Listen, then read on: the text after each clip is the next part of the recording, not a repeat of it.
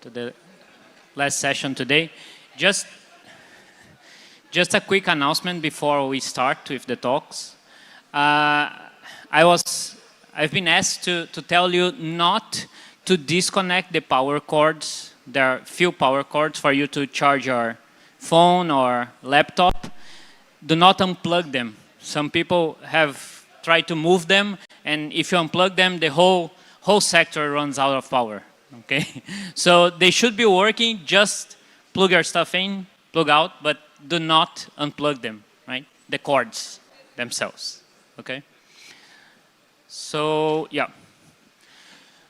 Okay, so I think we can start the session. We start with Fernando Quevedo, who will tell us about exploring the frontier, theoretical insights into new physics.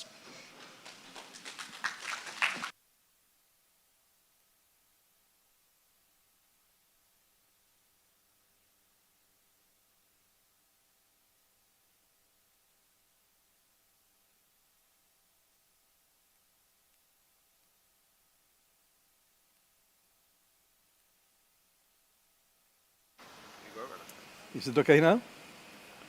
Can you hear me? Yes? Very good. Okay, well, well, before I start, I just want to pay tribute to a very good friend who just passed away today. It's Daniel Amati. He's one of the pioneers of physics in Latin America, also in Europe. He was one of these persons who did so many things in his lifetime. And, in Argentina, he lived in Brazil. He took the notes from Feynman when Feynman came to Brazil. He had handwritten notes. And then he was a staff member at CERN and the director of CISA many years.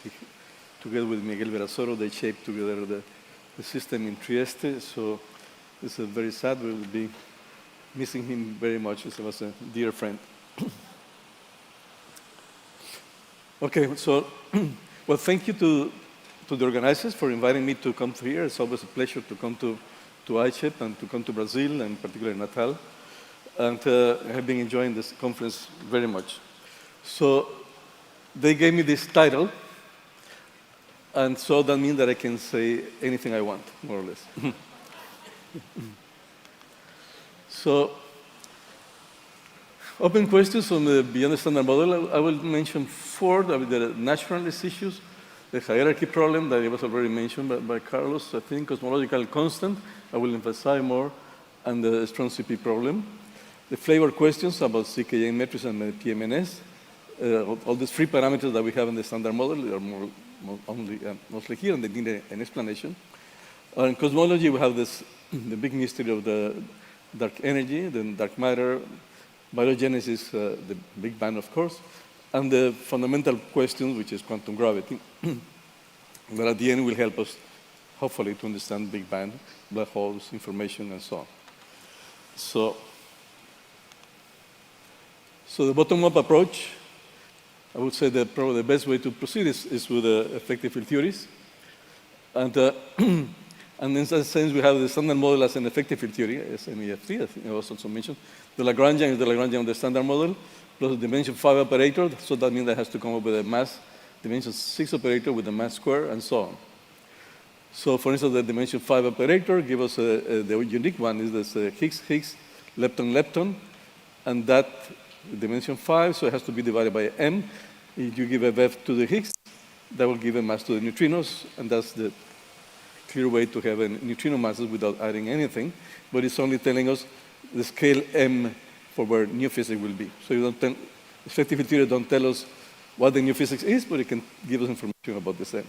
Same thing with dimension 6 operator, that we have, there are many of them, but in particular this one break lepton number and baryon number, and then comes with m squared, so that the fact that the proton hasn't decayed, that puts bounds on m. And you saw these m's are very large, 10 to the 14, 10 to the 16 GeV, in order to fit with the neutrino masses and the stability of the proton.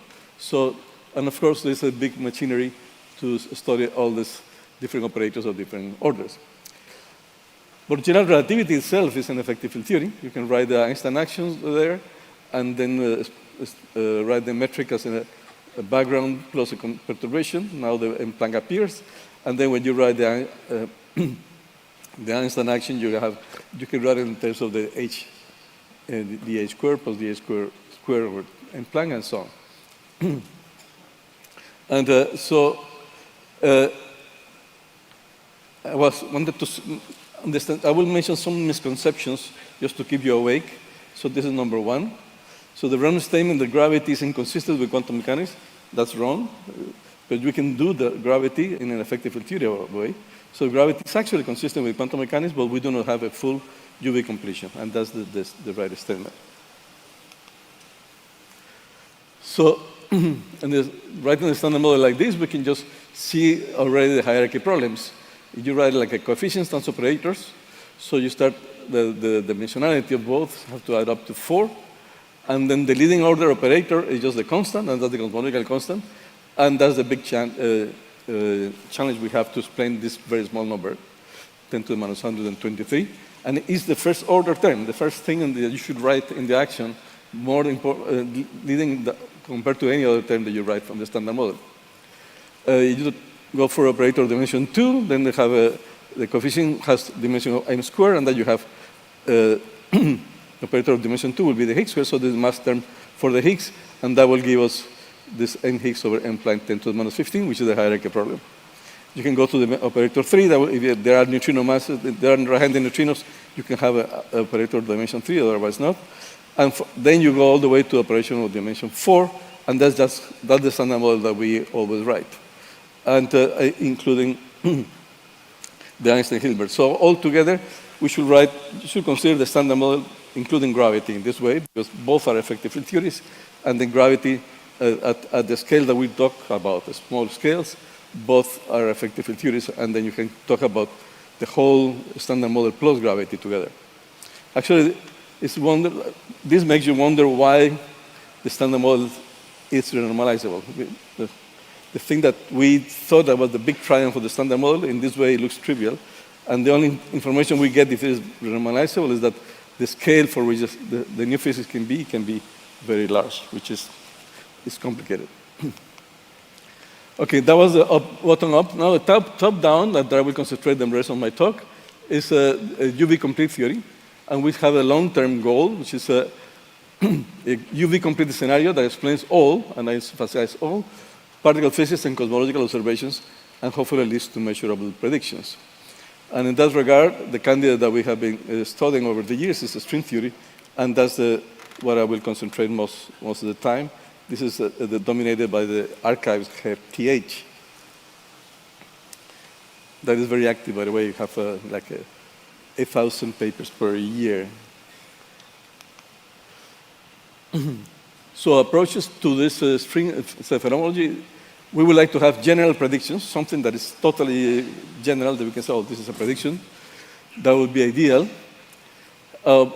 But less ambitious, we can do model building, try to get the standard model from this theory, or something that is realistic, consistent with experiments.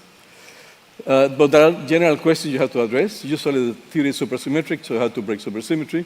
The theory lives in higher dimensions, so you have to stabilize the size of the extra dimensions, which is called model stabilization, and study the cosmological implications. On each stage, we would love to have as general as possible statement to call it a prediction, if not as the prediction of the full theory, at this prediction for a class of models within the theory. I would like to compare string theory with quantum field theories. In quantum field theory, gravity is only an effective field theory. It's not UV complete, as I told you. In string theory, it is UV complete. It is a theory that is complete in the ultraviolet. But in quantum field theory, we have one successful model, the standard model. In string theory, we have many, many models, but not one yet that is give you the standard model. So that's an open question. There are many more quantum field theories than string theory. There are an continuum infinity of numbers of consistent quantum field theories, whereas in string theory we have a landscape, many of them, most probably finite, of solutions that, of course, that I will mention more of their implications. The standard model has more than 23 parameters. In string theory, there are no free parameters, and that's important. There are no free parameters, then you have to determine the parameters of the standard model in a dynamical way. That's a big challenge. Other thing that, for instance, global symmetries are allowed. In string theory, there are no global symmetries. Any theory of quantum gravity, essentially, you don't have global symmetries. And in cosmology, as Scott Donaldson was telling us, the lambda CDM is the standard model of cosmology. It's just added by hand to the picture of the standard model, whereas in string theory, the cosmology has to be coming together because it's incorporated.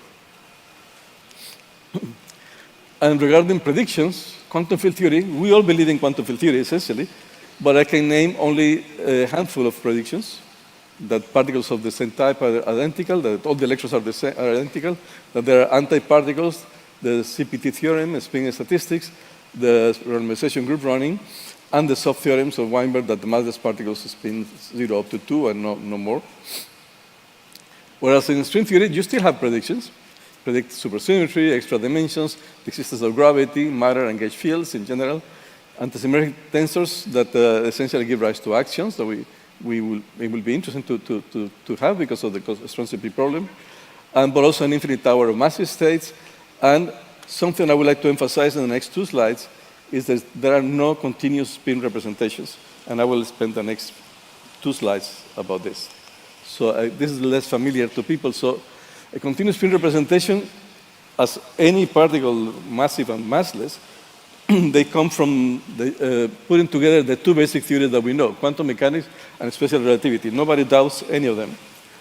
And then if you do the Wigner analysis, the little group of for massless particles is the Euclidean group in 2 dimensions that have an infinite number of representations. And so the absence of this continuous spin representation needs an explanation, and there's no explanation in field theory or anything. Whereas I will skip this, but there are many papers, people trying to understand this continuous spin representations, to find applications if they exist, recent papers. But in string theory, perturbative string theory, you can prove that they are not there. So this is misconception 2. String theory cannot make predictions and cannot be ruled out. If these continuous spin representations are found, you can rule out all string theory models that you have seen. The other role is the naturalness for the small cosmological constant. This is string landscape that the work of Weinberg, Booth, and Polchinski that give us what I call the worst solution to the cosmological constant problem, with the exception of all the others. Okay? So we don't like this solution because it implies you need many universes and so on, but there's nothing better. Alternatives, people talk about quintessence and other approaches, but none of them addresses the real problem, which is how to compensate the standard model contributions to the vacuum energy. So that is the big problem, that only this approach does it, and it comes out naturally from string theory. So the biggest puzzle we have of dark energy, this is the best that we have so far. And anyway, and also in this thing, we have the multiverse. You have many bubbles. Our universe will be a bubble within a bubble, and so on. For these transformations that you can have the multiverse, you have 10 to the thousands of universes, but each of these bubbles is an open universe, which is another prediction. So you have 10 to the 1,000 universes, but all of them have the geometry of being an open universe, not a closed or a flat. So if this can be ruled out, if we find out that the universe is closed, so you may rule out the whole picture here of these bubble nucleations. There are also something called the swampland. The landscape is the source, the set of conformal quantum field theories that can have an ultraviolet completion to string theory. These are the ones that come from string theory. But there's a bigger set of effective field theories that do not come from a string, from quantum gravity, and they are the swampland. And for those cases, there are no global symmetries. Gravity is the weakest force. That's another prediction. The distance conjecture, the fields cannot take large distances, and so on. So with this, there are some predictions that we can say. There's also model building. You have extra dimensions, and we can live in one space in the extra dimensions. They're called branes. And that's what the source of many, many, many solutions. The challenge is to make something realistic from that. It looks complicated given the number of string theories, and I will skip this because of time pressure. And you can find the sizes and the shape of the extra dimensions are fields, scalar fields with the potential, and finding the minimum, it will tell you you have a minimum with a positive cosmological constant that will give you the jitter They will give you anti-de Sitter and so on. And fixing them is like fixing the sizes and shape of the extra dimensions. And, just that people still care about supersymmetry, supersymmetry is broken, has to be broken in some of the scenarios called KKLT and LBS. And in them, usually either the scale of supersymmetry is very high scale supersymmetry breaking, or the fermions are heavier, are lighter than the S quarks and the leptons, so it's called the split supersymmetry. So misconception 3, and I can see that people say non-observation of SUSY at the LHC rules out the string theory. That is false. Because, yes, supersymmetry, the scale of supersymmetry breaking is not determined. There's a new powerful tool, which is AI. And this approach about building models is very systematic. And the question we have had is technical of how to build so many models. And in the last few years, there's a lot of work in several groups using AI to try to classify all these solutions and eventually put into test compared to the standard model. For cosmology, I recommend you this physics report we wrote a couple of years ago. So model stabilization, which is the size and shape of the extra dimensions, comes with the fact of getting the Sitter, or also you need to have a potential such that you can have inflation, which is a region where you can have a slow roll. And you have plenty of fields to do that because they are, you have many of these fields. The size and shape of the extra dimensions are many scalar fields. And there's a dozen or so of models of inflation coming from string theory with the corresponding predictions, the NS and the scalar to tensor ratio. And essentially, some of them are already ruled out, which is a good thing. So it's in the standard tradition of science, you can rule out some of the models, but some are fitting very well with experiments and can be ruled out in the next few years when the new CMB experiment will come out. But the interesting thing from string theory is that what happens after inflation. During inflation, the fields can be frozen in some place, and after inflation, they start oscillating and produce particles. So all what people call reheating, the production of the standard model particles, don't come from the inflaton ending inflation, but they come from the last of these moduli fields to decay. Okay? So you have separated two things, inflation on one side and the reheating on the other side. So it can happen at energies much lower, and then can change the history of the universe. The one extreme case that you can have something called kination. As long the inflation happens at the small values of the field, this can be the volume of the extra dimension, for instance, and then the volume have a minimum at very large values. When here you can have the scale, the GOT scale, but here you can have the TeV scale, and you can explain the different hierarchies because of that. In particular, well, you can have alternative history of the universe after inflation, periods of kination, modular domination, and then radiation, matter, and dark energy. It has observational effects because you can have cosmic strings in this way, and the cosmic strings give you a spectrum of gravitational waves that changes with the value of the extra dimensions. And one thing I would like to emphasize now is this high-frequency gravitational waves. There is something, the same way that we have the CMB, cosmic microwave background, we know that there is something called the cosmic gravitational wave background. So when the original plasma emits gravitons. And people, this group here, Giglietti et al., in the last few years, they computed the spectrum, just pure standard model, nothing else. They computed the spectrum of this cosmic gravitational wave background, and it's peaked at tens of gigahertz or so, or 100 gigahertz. So it's a very nice signal that is there. So essentially, it's a standard cosmology and a standard model. There's nothing else.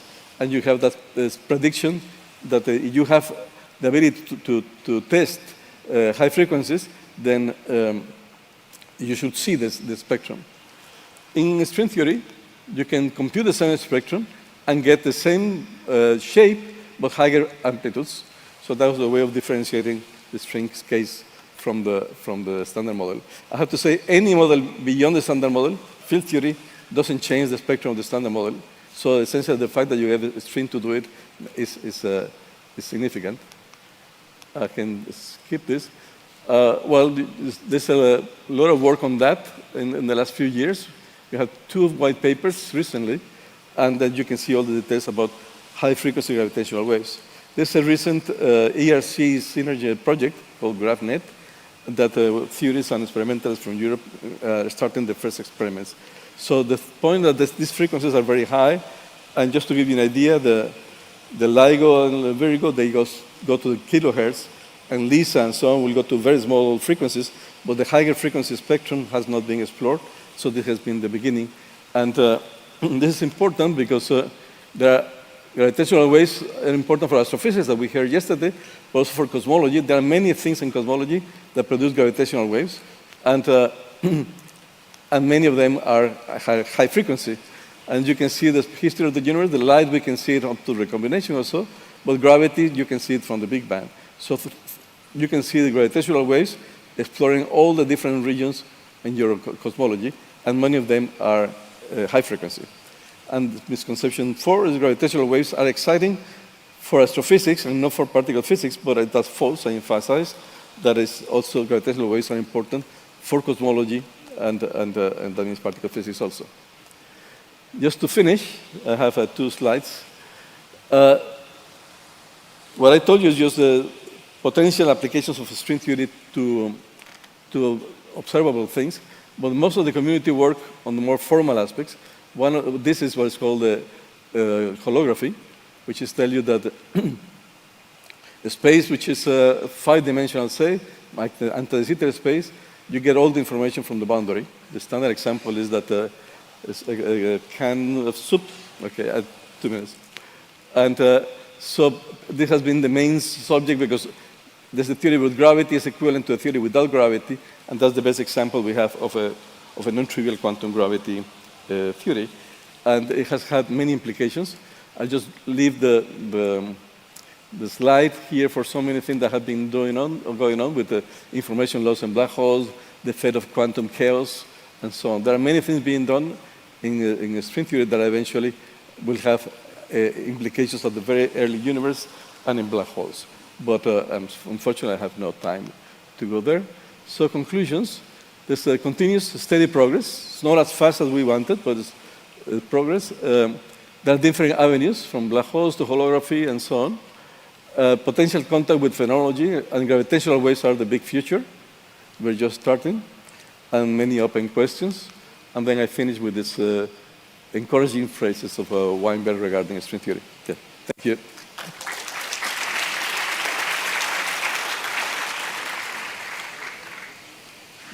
Thanks, Fernando, for the nice talk. Questions? I see one there. Yeah. Thank you for the talk. So you talked a lot about what's going on in particle physics, also in cosmology. There are experiments in cosmology which are proposed looking to probe the CMB with much greater precision than in the past, looking in particular for distortions in the spectrum. How do you look at these kinds of attempts? Yeah, definitely. Yeah, that's the list of models I told you. They have concrete predictions for that. In particular, the tensor to scalar ratio, that's the key thing. So people have studied each one by one. You know, there are hundreds of models of inflation. But from string theory, it's only 10 or so. And half of them are already ruled out, which is good. So the other ones, people have been studying carefully to see all the potential implications. So eventually they can put to test in the next 5 years or so. So in that sense, yes. Tensor to scalar ratio is the key so if you remember 10 years ago, the wrong results of biceps, that would have ruled out all of the models except for one. And so in that sense, whatever they find will be relevant. Yeah. Thank you. Thank you. We have time for one more question. Okay. Yeah. Okay, there. Yeah. Where's the mic? Thanks for the talk. I just wanted to clarify one point. On the standard model side, you were careful to count the number of free parameters. On the string theory side, you said there are no free parameters, but you have to put in the Planck scale. Sorry, I missed the question. Sorry. Okay. when you're talking about the quantum field theory versus the string, Yes. you're careful to count the number of parameters in the standard model, Yes. 20 or 21 or whatever. Right. And on the string side, you said there are no free parameters. Exactly. But the plate length, are you saying you get without putting it in? I don't Yes. understand that. Well, there is no How do free. you get the numerical value of Planck's constant? Yeah, very good, very good. Yes, thank you for that point. Well, there is one dimension full parameter, which is the size of the string. And from that, yeah, but the Planck length is not that one. The Planck length, you get it from that. So the string scale is related to the Planck scale by the Planck scale divided by the volume of the extra dimensions. So the Planck length is derived. It has to be derived. It is determined by the volume of the extra dimensions. But the Planck, M Planck, the number M Planck, Yes? where do you get that from? I'm telling you, it's the string scale times the volume to the 1/2. That's the Planck scale.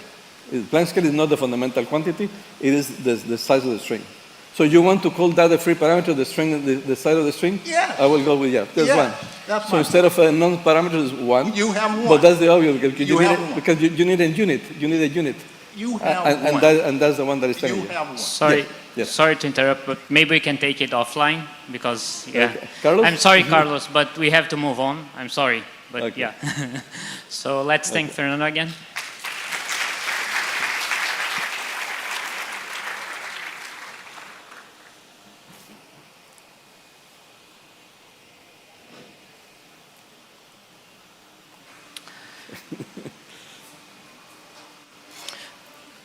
Yes,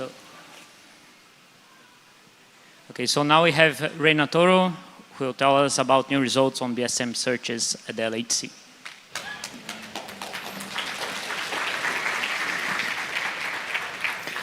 Perfect. I think you can hear me. Thanks a lot for the invitation, and thanks a lot to the organizers for such an amazing conference in a great place. Very welcoming. Thank you.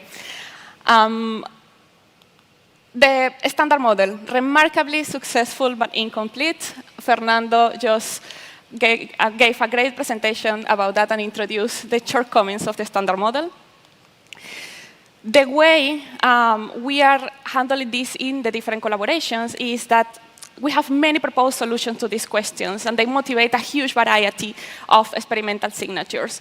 This talk is not about testing one single theory. This talk is about how the LHC experiments are actually systematically exploring the landscape. And for me, really, it's a pleasure to be here to present the latest results for this conference. So really, for you, the latest results. We have teams, great teams, operating the detector, making sure that the data is the best that we have. Teams that are working super hard in order to have the best access to the new corners of the new physics phase space, improving the algorithm performance to exploit the available data set. And talking about the data set, here you can see the data quality efficiency as a function of the integrated luminosity. In case of Atlas, for the other detectors, is very similar. And the results that I will be presenting have, including round 2 data set collected between 2015 and 2018. Some of them also including the round 3 data set that started in 2022, and we just finished data taking collision. I have organized the different results in 5 different topics. Let's talk about how we are pushing the energy frontiers. Let's talk about how we are pushing the dark matter frontiers, expanding the experimental signature space, looking for new physics in the Higgs sector, and looking for new heavy states and new production handles. So let's start with the first one. So you have seen that with the energies that we have right now and the amount of data set, we are putting higher and higher mass limits, exploring different topologies, dye bosons, dye photons, etc. Today, I'm super happy to present a couple of new results on this on this way. So the first one is including high mass dielectrons. This is really a Swiss Army knife topology for us. This analysis is exploring the two channels, dielectron, dimuon, focusing in the high PT electron that has been optimized to have the highest sensitivity and the high masses. Atlas is interpreting basically is looking for a bump on top of the background, which is basically Drell-Yan dominated. So here you can see, for example, the dielectron mass for the RON3 data set. So we are looking for a bump in this case. We do the fit of the invariant mass in the data. And Atlas is interpreting it in terms of the simplified standard model Z prime and also the EC's motivated grand unification model. So we have the first set of limits that I will present, in this case for the Z prime and the simplified standard model. You have for RON3, for RON2, RON3, and the red one is the combined one. The maximum deviation that we have is in the dimuon channel with a 3.2 sigma, 1.8 sigma global, and this is located at 1.3 TeV. Thanks to improvements in this analysis, we have 2.5 better limits than with respect to RON2, which is extremely impressive. And I say this is a Swiss Army knife. CMS is also looking into this channel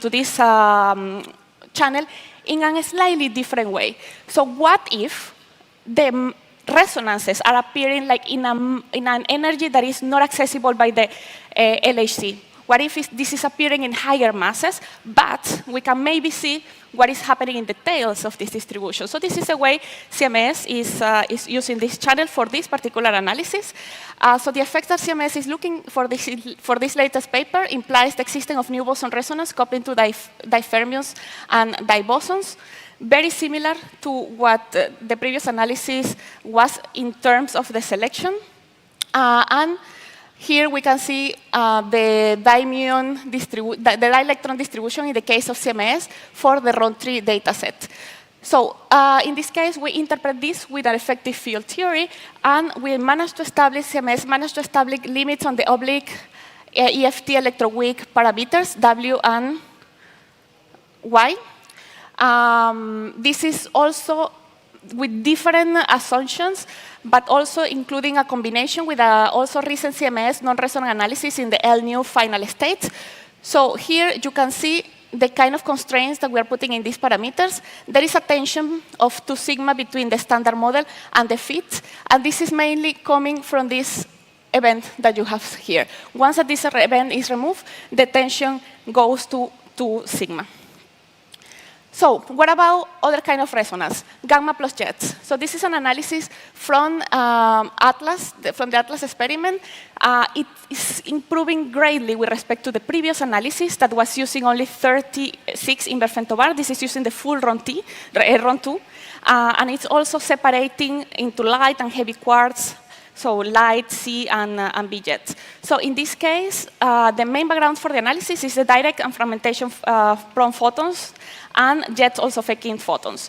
So here in this case, what is you have the photon plus jet invariant mass, also looking for bumps.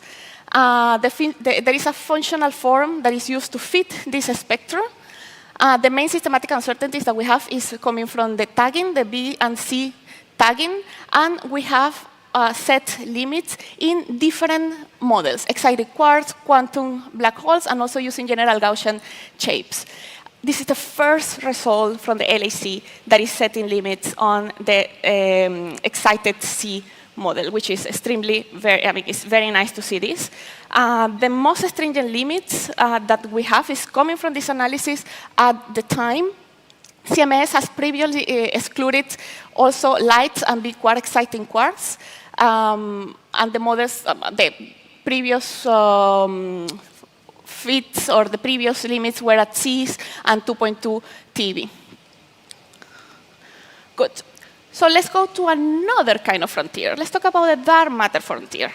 And in this case, I have one analysis to show you, which is a very classic monojet dark matter search. Okay? So here we have basically a signature that is very simple. You have a jet, and you have a missing ET that is recoiling, which is the dark matter. This signature is sensitive to several scenarios, simplified dark matter, like the one that we have here, large extra-spatial dimensions, and invisible Higgs boson branching fraction. The main backgrounds are Z plus jet and W plus jets. The main systematic uncertainties in this analysis is the lepton and the photon ID and the isolation on the background estimation. Here you can see the data Monte Carlo comparison for the recoil, in this case for the RON3 data set. And we see that there is no significant deviation from the standard model. We managed to put very good limits in terms of these different scenarios. The upper limit of 42 on the Higgs to invisible, which is comparable to RON3, with less statistic, which is very impressive. There are lower limits on the Planck scale from 10.6 to 5.1 for 2 or 7 extra dimensions. And here you can see also some of the limits that we put for the simplified dark matters. Masses of up to 2 TeV are excluded for light dark matter masses. But what if we, for now, stop assuming that new physics will be announcing as a bump or as a clean missing energy in the detector? Let's stop assuming that. This actually will open a full window for us of unconventional signature, and we can play and we can do an amazing things and algorithms with the detector if we start going in this direction, because it becomes an extremely complex detector challenge. Unconventional signatures. Here I will present 4 analyses. 3 of them are displaced signature. The last one is not displaced, but it will be semi-visible, okay? First one, what if the dark matter is not minimal? What if we start looking for inelastic dark matter with displaced lepton? And this is what this analysis is doing. It's the first inelastic dark matter collider search with soft displaced electron. The DIMUON was done a few months ago. And this is the signature that we are looking for. What we are looking here as a signature is we have a jet that is and on the other side, you have 2 dileptons displaced and aligned with the missing ET. These electrons, they are very soft, down to 1 GeV. They are displaced, they are collimated with the missing ET. So this analysis is putting several limits for various mass splittings between key 1 and key 2. And excludes regions compatible with the observed relic density in this case. The other analysis is a displaced diphoton. So here we are looking for Higgs exotics. So we have a Higgs that is decaying to an LLP, a long-lived particle, and this particle is decaying to 2 photons. This is the first such search in CMS in the range between 15 and 55 GeV. Atlas results are here in case you are curious and you want to compare. The analysis, again, this is super extremely challenging from the point of view of the detector. So the analysis is using a new vertex reconstruction in the transverse plane and managed to have sensitivities up for lifetimes up to 1,000 millimeters. Already for 1,000 millimeters, we see that the sensitivity is a bit less, just because the LLPs are decaying outside of the calorimeter, electromagnetic calorimeter, or very close to it. The other 2 analyses in this case are LLPs in the muon system. So we are using this muon as a sampling calorimeter in this case. So basically, we have well, the interpretation is done in a twin Higgs scenario that is decaying to in several ways. But basically, you have showers of particles in the muon detector. You have nothing before, just showers in the muon detectors. The analysis is using new dedicated triggers just developed for this in RON3. It is a high multiplicity triggers that give a 2x better efficiency with respect to the RON2. The analysis is sensitive to masses between 1 and 55 GB, no significant deviation from the standard model, but it puts the most stringent limits for masses of the LLPs below 10 GB. And the last one in this set is a strongly coupled dark matter. So this is semi-visible jets. It's super difficult because usually the semi-visible jets, they are very similar to QCD. So the teams are using a lot of machine learning in order to identify if a jet is coming from the dark sector, so semi-visible, or if this is just a jet coming from QCD. So there's a lot of work in developing the algorithms in this case. Some of these algorithms are supervised using particle net. Some of them, and the other approach is unsupervised using an autoencoder. There is no significant deviation from the standard model in this case. We have that the supervised approach yields usually better results, but this depends a lot on the parameters. Very good. So let's go to the Higgs side. What if the new physics will appear inside a particle or within a particle that we already know, the Higgs boson? So the Higgs boson is really very well suited to being a portal to hidden new scalars, either as a parent of exotic decays or as a product of a completely new resonance. So let's look at those sides of the coin. The Higgs boson decays are particularly sensitive to new physics due to the small total width. Models predicting new light scalars can lead to exotic Higgs decays. There are several motivations for this. And because these pseudo-scalars can actually decay almost to anything that is kinematically open, closing this map that we have here, covering every final state, one at a time, is part of the physics program of Atlas and CMS. So here you can see the latest summary results from CMS, where you can see how many final states are being explored so far, how they complement each other, and today, very interesting. Today I will show the two new analyses, Higgs decaying to AA to 4B, which is the one that you have here, and Higgs to AA for decaying to BB, diphoton, which is on this part. So let's look at the results that we have. Well, sorry, I already showed you the results, but I can talk to you a little bit about what the analyses are defined. So in the case of the BB gamma-gamma, this is the first LHC exclusion limit for this channel. They are triggered via, basically, the Higgs is not produced alone. It's associated with a W and a Z. So you are triggering on this part. The mass range that is explored is between 20 and 62. Here you can see the diphoton spectrum, which is the discriminant variable that is being used for the most significant category, which is the WH1. And here you have the limit as a function of the pseudoscalar mass. So no significant excess is observed in this case. The second one is a very impressive analysis. So this is the Higgs decaying to AA, to pseudoscalar, to 4B.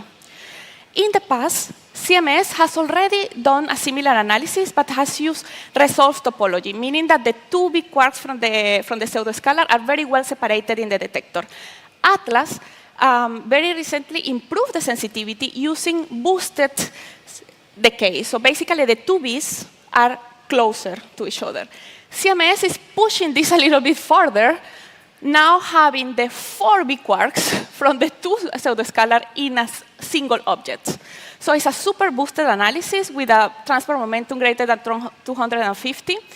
The mass range that is being explored is between 11 and 62.5. 5 production modes are target. Here we can see the invariant mass for some of the signal regions, and you can see the data the data background estimation agreement for some of these regions. There is an excess in this analysis at 45 GB with a 3.5 local, 3.5 sigma local, 1.7 global, and is setting the strongest constraint on the inclusive HH for masses greater than 11 GB. What if we start looking for this pseudoscalar alone? And this is what Atlas is doing. We have the TTA, when the A is decaying to 2 taus. The visible mass range for this analysis is between 10 and 60 GeV. And also using boosted topologies, I mean, it's very impressive the reach that we can get with these new, relatively new techniques. The analysis is using a boosted low PT hadronic di-tau reconstruction and also multiple VJets in order to reject the non-TT backgrounds. And here you can see the di-tau invariant mass, the data with respect to the different backgrounds from the standard model, and the limit as a function of the mass of the pseudoscalar as well for this TT bar. This is the first result for this production using the boosted di-taus. Let's flip the diagram. We were looking at a Higgs decaying exotically. What if now we have an exotic particle that is decaying to Higgs, either 1 or 2, okay? Again, this creates a matrix of combinations of decays from these particles. Atlas and CMS has been doing a great job filling the matrix of decay possibilities. Here you have some of the channels that have been exploited by CMS. This is a summary, a new summary plot. There are several theory motivations for this, and today we have 3 new results that are adding to the knowledge of matrix in this particular case. So let's start with the first one. So we have a new particle, new resonance, decaying to S, which is also new, and a Higgs. And this goes to 4B final state. The analysis strategy is using resolve and semi-boosted channels. 90% of the background is coming from QCD. Also, you have TT bar. It was very interesting to do this analysis because CMS had an excess for this channel at an MS of 600 and 400 GeV of 3.5 sigma. No similar observation has been done by Atlas in this case, and the stringent limits has been reached with respect to that analysis. So here you have some of the limits on the cross-sections for the different masses of X of this resonance. CMS have 2 analyses. One that is the YH going to be gamma gamma, and the other one is the HH going to be tau tau. This new analysis, BB gamma gamma, is extending the mass of MX to 1 between 1 and 4 TeV, and M of Y between 0.06 and 2.8 is exploiting resolve and boosted topologies, and the fit is done to the mass of the diphoton. No significant excess is observed in this case. In the analysis of the BB tau tau, there are several improvements with respect to the previous results, and the limits improve with respect to the CMS and Atlas results by up to 5 times in the high masses.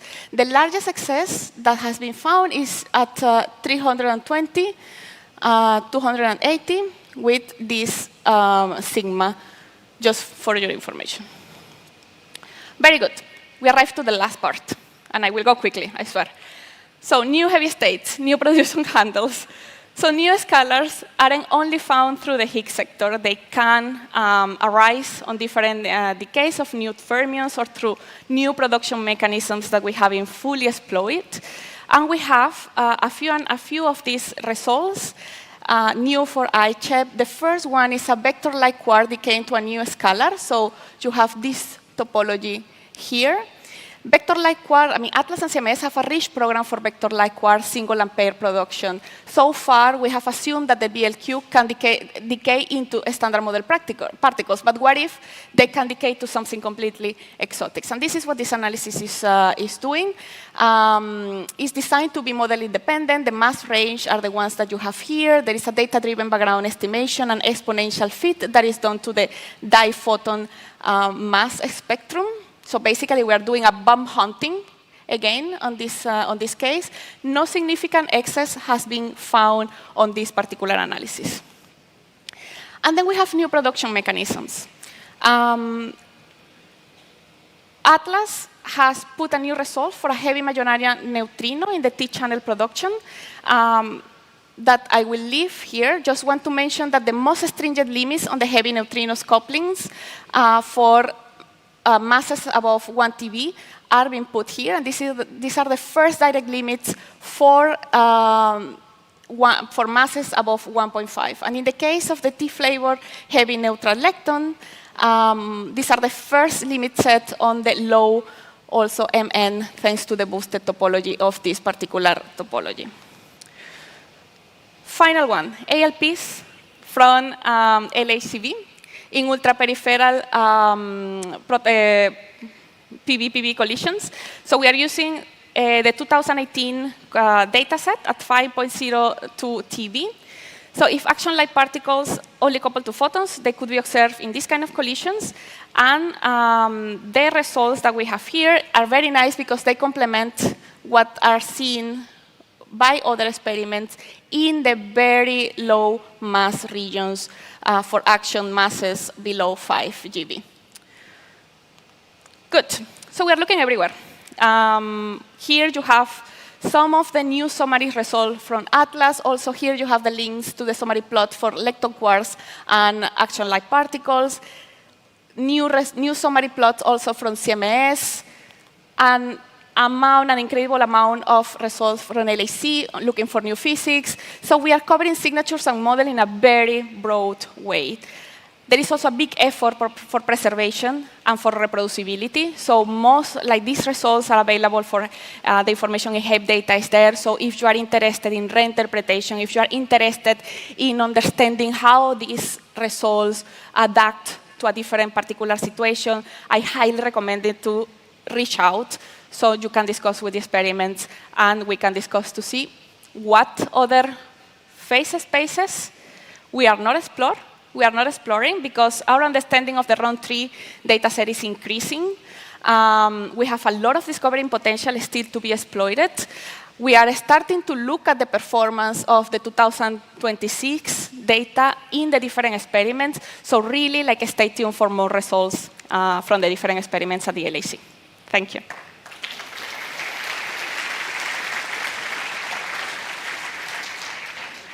Thanks, Reina, for the very nice overview.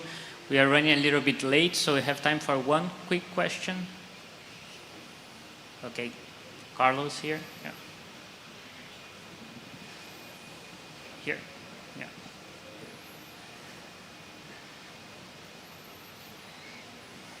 Okay, congratulations on your performance. I have a question regarding so there are a few excesses around 2 that could be validated around 3 or not. And I have 3 examples. One is the compressed electrowindow spectrum, the other the 95 GeV gamma-gamma, and also anomalies in 4 jets that were quite exciting in my opinion.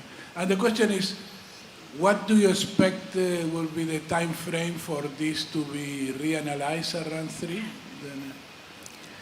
Very good question. So part of the physics strategy for the experiments is, as I was mentioning, exploring new phase spaces, new mass ranges, improving reconstruction. Of course, part of our strategy is also to follow up on the excesses that we have for round 2.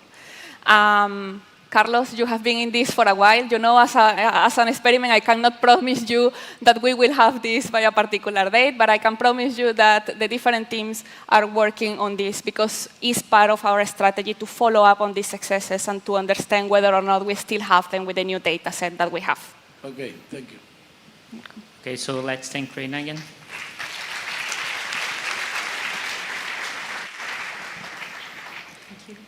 Hi, everybody. So let's continue the session. So I introduce José Ramón Peláez. They will talk about new developments in hadron physics.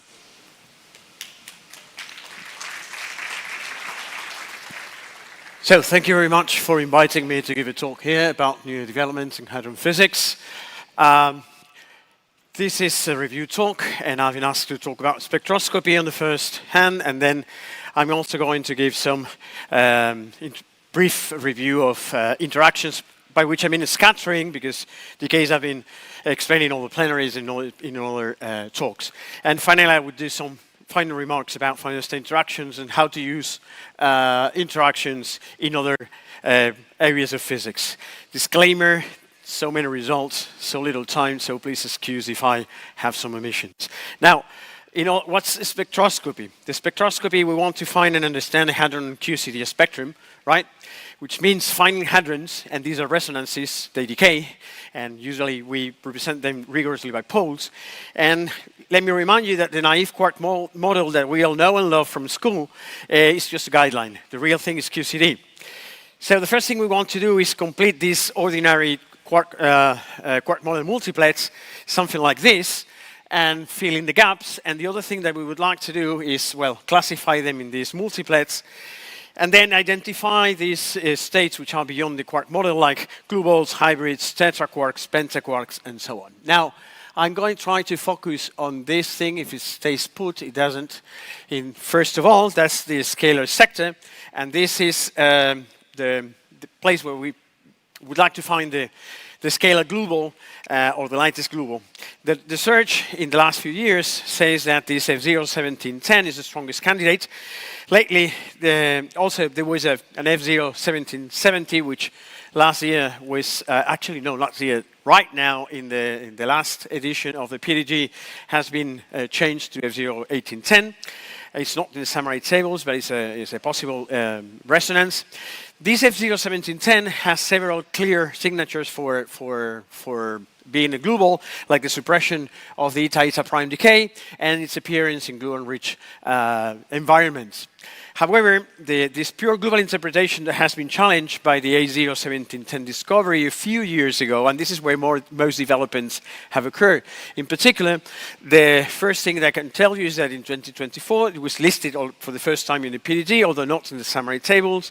And the first puzzle that has been discussed these years is whether this is A01817, that will be close to this 1710, or is really the 1710. There is one analysis that points to the possibility that this 1817 would be just the 1710 as an artifact of a Breit-Wigner, and they are listed together in the PDG, but there are also another possibility that it could be a partner of the F01810, which we've already listened to in this conference.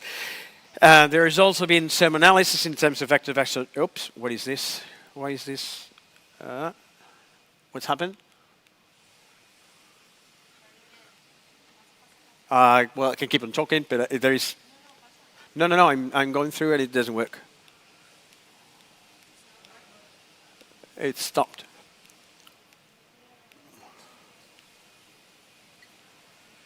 No, that's... Okay, what is it? I can go, sorry for that. Let's go to the bar. Okay, then forward. Sorry for that. So, there is some progress in this sector, which is probably the most difficult one, and the observations of these two states support the existence of a second SU3 octet around 1.7, 1.8, which is the upper one that I showed you before, and which was believed to be more massive until 4 years ago. Of course, more data in both states would be welcome. While these F01710 exhibit strong glueball signatures, it would definitely mix with this other new state. So let me see if now it works. Okay, perfect. Let's go to the pseudoscalar sector. There's going to be a dedicated talk tomorrow about this state by Shanjin. They call it X2370, but the PDG has decided to call it ETA 2317, like any other state with these numbers in the 2024 edition. The spin and parity was determined a long time ago to be a pseudoscalar. Well, a long time ago, no, sorry, in 2024. The mass is well determined, and what's the new things are that they've been testing all these decays, showing that they are flavor symmetric and very narrow, which is consistent again with this guy being a glueball. Moreover, as it is seen here, because it's not there, actually it's not seen here, the absence of this state in the gamma-gamma to phi and gamma-gamma to omega that was measured last year and reported recently in Meson 2026 indicates low content of QQ bar component.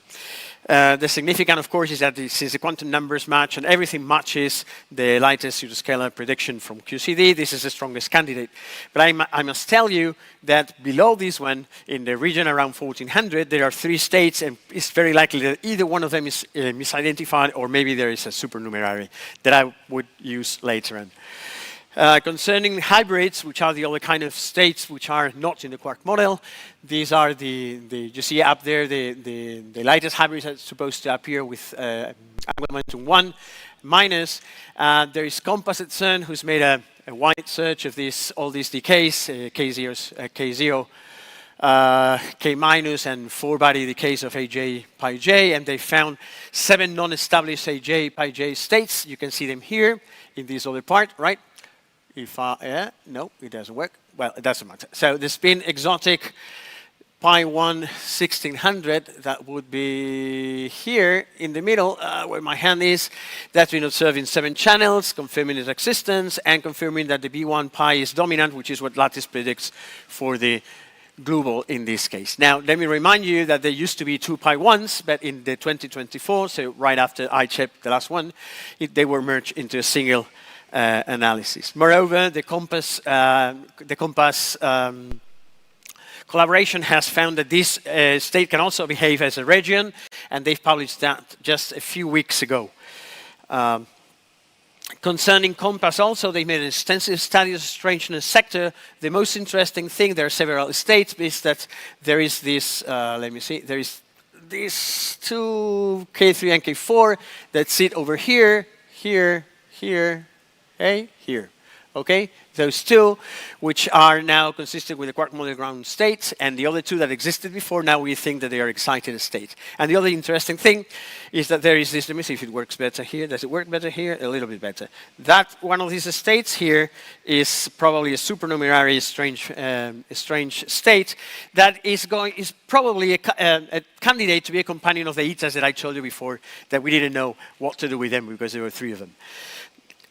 Now, let's move to the heavy sector. In the heavy sector, maybe one of the most striking findings is from LHCb. You see they found this year the Xi CC, so these are doubly charmed baryons, and also the Omega CC last month. It was announced in Beauty 2026.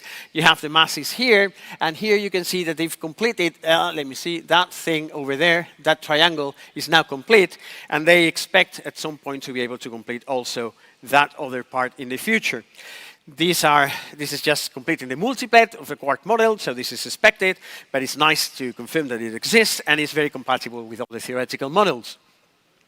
The other interesting thing in the heavy sector are the all-charm tetraquark spectrum, sometimes called tetracharms, right?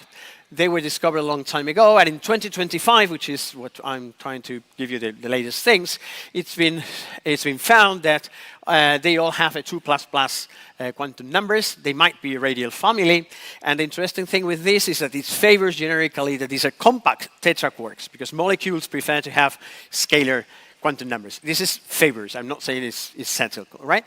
Now, there's been a very recent work this last month, it appeared, where they show that when combining the 3 experiments, all these signals are enhanced. Also now concerning charm, there's been several discoveries about baryons, but the things which are interesting, again, tetraquarks, these T quarks that used to be Z's, they are very close to threshold, so there's always the question of whether these are real poles for resonances or something else, or singularities, and there's been with the study of 3-body unitarities, they've shown that this is indeed a pole, is a state, and now there is a discussion of whether this is a meson or it has a core, and it seems to be that there are several analyses suggesting that it might be a core and something surrounding it in terms of a tetraquark, more extended molecule or something, or a cloud or something like that. The other tetraquarks are these ones. This is a family of several of them, and once again, the theoretical analysis seems to favor more molecular component than a compact one. Nevertheless, the debate is, of course, lingering on. And there is a fierce fight about whether this thing is compact or pure molecule at a quark, that it's too long to explain here in 20 minutes. Sorry. Finally, concerning the beauty sector, we've been informed, in particular in this conference, about the observation of radially excited BCs plus and the BC star plus, either by LHCb or Atlas, but maybe the most striking, surprising, one of the biggest surprises for spectroscopy that was reported in this conference is an unexpectedly light and narrow beauty strange state, BS star 5700, that you already saw in the plenary talk by LHCb, so I'm not going to give too many details. It's a little bit below the quark model expectations and very narrow, which suggests, this is the plot that we saw the other day, suggests that it could be the BS0 chiral partner or a first exotic with a B meson, and is very similar to the DS star 2370 that a couple of decades ago made a lot of noise in the community. So this is what I wanted to tell you about new states and the new developments in the spectroscopy. And now I want to go to the new developments in the parts of scattering and interactions. Maybe most of what's going on, not all of it, but I don't have time for everything, right? Is what's going on with femtoscopy. For those of you who don't know what femtoscopy is, this is a cartoon showing you that, well, you have these proton or lead collisions, you create a source of lots of particles, thermalized or not, with high temperatures and all this thing, and you produce one, when it cools down, you hadronize and you produce hadrons, and then they interact at the end. And this is important. This is final state interaction, right? Now, if you compare now the number of pairs of particles that are produced in the same event here, if I have this thing, the same event here, with the ones that appear in different events, whatever difference from one in that number is due to the interaction at the end, the final state interactions. And this is usually represented as the effect of a source S times the wave function of the two particles, that from where you can extract either potentials, T matrices, scattering lengths, and so on. So it's a kind of indirect information, but an interesting thing is that this was first originally devised to determine the size of this source, right? But nowadays we're using it backwards, or just the other way around. We're using it now to learn about hadron interactions. And the interesting thing is that this makes accessible almost any pair of hadrons, or the interaction of almost any pair of hadrons that you can think of that is produced there enough, right? So it makes accessible initial states that would be otherwise inaccessible with usual techniques in colliders. Of course, this has been measured by several experiments over the years, but the latest highlights come from ALICE, which has measured these correlation functions with a lot of precision, particularly low energies. And the first or the most, let's say, the one that had most impact was published in Nature this year is the so-called snowballs in hell puzzle, which is basically the problem is how loosely bound deuterons can come out of this very hellish sphere or source when they are bound just by 2 MeV and the source is like hundreds of MeV in temperature. Now, this is the ALICE result of these correlations, and you can see here in this region that bump is it's been shown to be due to the resonance formation of the delta resonance. So this means that these deuterons are really formed after hadronization with the final state interactions of all the hadrons. And this favors coalescence nucleosynthesis models, and it has impact on other areas of physics beyond particle physics. Now, they've also studied charm hadron interactions, many combinations of D mesons with other hadrons. The thing that is maybe to highlight here is that last year it was shown that the D pi scattering lengths that are at odds with all calculations in lattice and unitary scalar perturbation theory. You can see it here. You have, let me see, you have, this is the measurement, and those crosses there are all the theoretical expectations. So this is becoming kind of a puzzle, or a relatively recent puzzle in our understanding of interactions. This is not so puzzling because it was more or less expected, but they were able to measure meson vector nuclear interactions. They are repulsive, as you can see here, and this is going to be able to constrain effective field theories for this interaction, and is going to be relevant for nuclear matter. Kaon nuclear scattering is another thing that has been measured. This is also, again, important for neutron star formation and equation of a state. I've already shown you a lot of results from femtoscopy from ALICE, sorry. And I'm going to show you something different, which is the result that was presented in Meson 2026, just a month and a half ago, by the Siddhartha 2 collaboration, which is a measurement through X-ray emission of kaonic atoms of this shift width that is going to be translated into into interactions and the scattering lengths of kaon nucleon. And again, important to constrain the equation of the state. For the equation of states, they also have neutron nucleon hyperons, which have been measured best and reported in this conference. Alice has measured two different interactions between protons and a hyperon, which are again important for the nuclear equation of a state. And we already saw the other day in the lattice plenary that they were able to measure correlations of three hadrons, proton, proton, proton, and many other triplets of hadrons, and they found the first correlations for genuine three-body force, as you can see here in this analysis.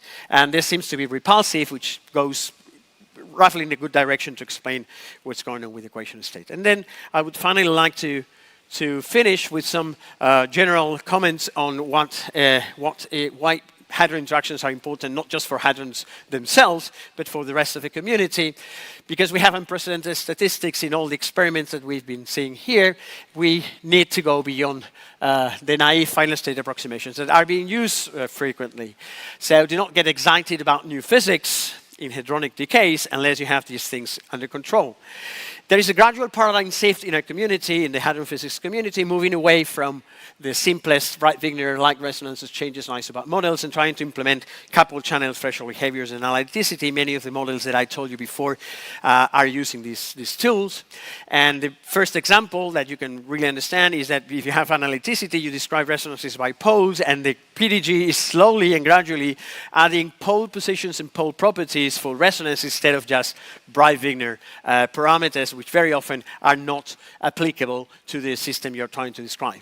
Finally, unfortunately, many works are still attached to the simplest descriptions of hadronic final state interactions. And for example, they use isobar models and Breit-Wigners, which are limited in several. This is very generic, of course, unitary variation, thresholds and overlaps of resonances. And also in femtoscopy, there's some limitations in the use of a Kunin-Pratt, for whoever knows that, and the Lenitsky methods, because they assume factorization, simplified wave functions, and missing dynamics. But what I can say is, when possible, move beyond or upgrade your models with modern techniques. And these modern techniques basically have something non-negotiable, which is the S-matrix requirements, unitarity, and analyticity, which is due to causality, in order to get resonances and thresholds and all these things. Their modern state-of-the-art frameworks include dispersion relations of many kinds. In particular, for final state decays, you would be interested in Ness, but also Curie-Treiman for three particles. There, you have to be careful with triangle singularities, which could fake resonances.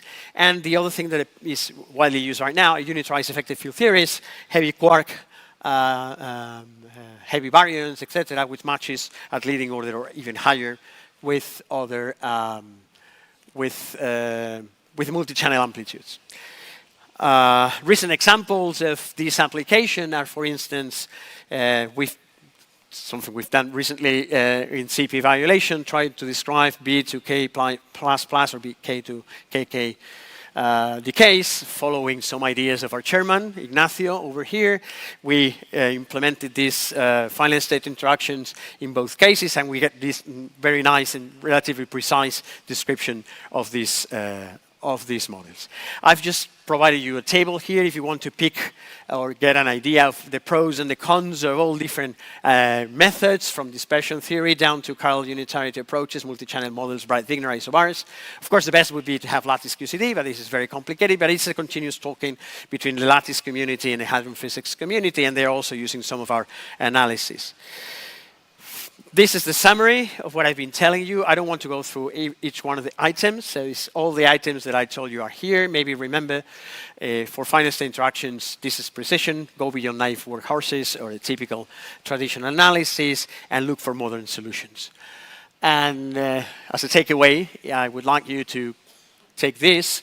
This is a thriving field. Hadron physics consistently delivering, finding and exciting discoveries. Sometimes we're just filling gaps, but sometimes we're really finding something that was surprising and we didn't expect.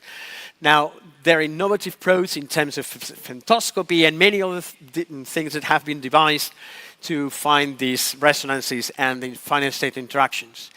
And there is an ongoing framework evolution. For those of you who are not in the field, I have to tell you that we're moving from very traditional kind of semi-quantitative analysis to precise descriptions in terms of dispersion theory and unitarity. Therefore, take home this message. There are probably further breakthroughs and discoveries just around the corner, and stay tuned for the next ICHEP conference in 2 years. Thank you very much.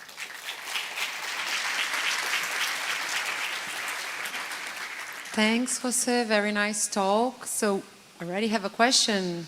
Anthony.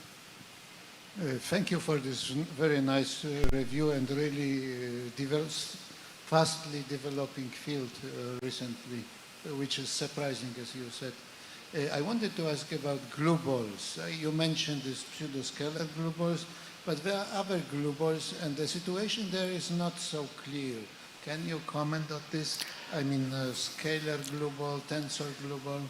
Yeah, so for the scalar, which is, so we're talking about, this is not prepared, Anthony, so for the scalars, which is this, we're talking about that region here, we wanted to know what's going on there. We think there is a supernumerary state over there. There are big analysis with lots of different channels performed by Sarantsev and Klimt and all these people a few years ago that say that all the bumps that we see there probably can be explained with one pure glue ball, but of course, that's the ideal thing. In real life, it's mixed, and this is what makes things complicated. I think the explanation is quite plausible. I don't know how precise it is at the moment, because these are the new states, the A0 and 1710, and now it's not 1710, it's 1810 and so on. I think we still need a little bit more data to know what states are there and how they behave. I think the pseudoscalar one, the glue ball, the pseudoscalar one, the ETA 2370, that's really strong. There is strong evidence to be a glue ball. The one where it's more difficult, as you were saying, that I didn't talk about here because I don't think there's been a very significant advance in the last 2 years, are the tensor ones. And the problem with the tensor wave is that you have too many F2 states. There are lots of them. And I think we should first clean up the mess. Many of them are probably the same thing and before reaching any conclusion. There are several around the predictions of lattice QCD, 2.2, something like that, 2.3 I think is what lattice is giving. But of course this mixed with the rest of the mesons, so it's not so clear. And I think that what's really hindering the tensor region is that there are too many at the moment. And I think not all of them are real, some of them are just the same thing. More questions?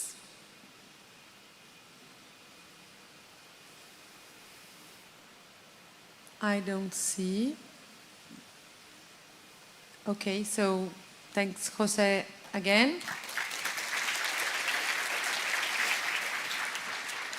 Thanks a lot. So before calling Marco, I just have to make an announcement that some people lost their glasses and some scarf. So if you're missing your glass, maybe ask help to reach the, no, I'm joking, but it's in the reception. Okay, so now we continue. So please, I introduce you Marco Vanadia, that will talk about top quark physics experimental highlights.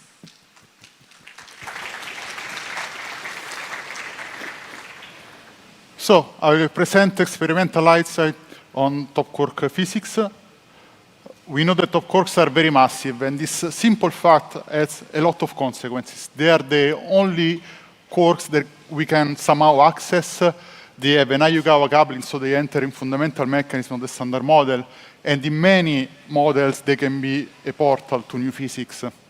At the LSE we can study them with very high statistics, and thanks to successful operation and upgrades of accelerator and detectors, improvements in performance, in analysis techniques, in theory estimations, we can really study top physics with high precision at the LSE.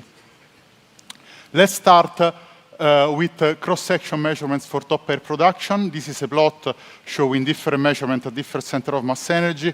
The inclusive measurement reach now a precision at the level of almost 1%, which is quite impressive. Then you can go differential. And with differential analysis, you can test predictions, you can test Monte Carlo modeling in different parts of the phase space. You can investigate top properties. You can use top cross-section measurements, for example, to extract indirectly the top mass as in this plot on the right. and you can study a lot of standard model aspects, but you can also look at possible beyond standard model physics effects, for example, with effective field theory interpretation of measurement. This is a topic that I will cover in the rest of my talk.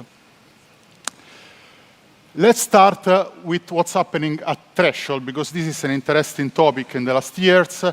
After detailed analysis of angular correlation led to observation of a resonant enhancement at threshold in the dilepton channel. This is shown, for example, here in this plot.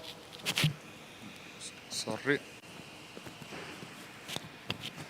It's shown, for example, here in this plot, which is showing that if you do a careful analysis of angular distributions as a function of the invariant mass, and the low part of the invariant mass, you can see an excess that can be interpreted also as a function of a cross-section of this simplified model. Yes, maybe it's better.